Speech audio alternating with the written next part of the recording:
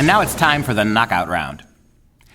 A lot of people are saying a lot of bad things about Donald Trump. But if you go back and look at Trump all the way back to the 1980s, you will see that Trump has one thing he insists upon, that a wealthy America is an America that's better for us and for the world. The more wealth that more people share in this country, the more opportunities for wealth, the better off we're going to be able to be. The better off we're going to be able to provide defense for this country that will make the rest of the world respect us, the better off we're going to be able to deal with social issues.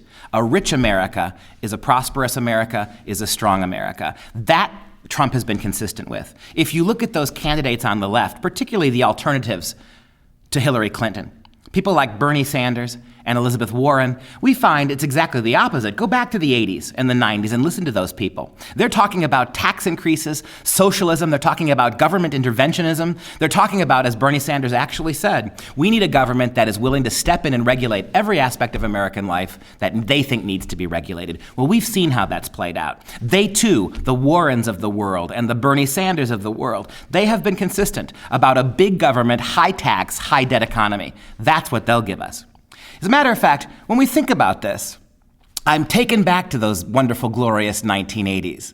One of these things is not like the others. Which one is different? Do you know? Can you tell which thing is not like the others? I'll tell you if it is so. Ah, Big Bird had better hair, actually, than Warren, Sanders, or Trump.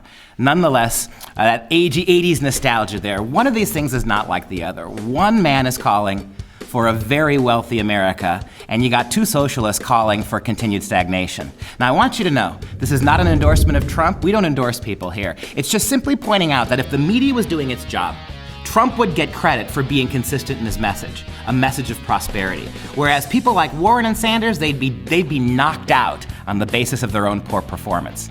And that's our knockout round.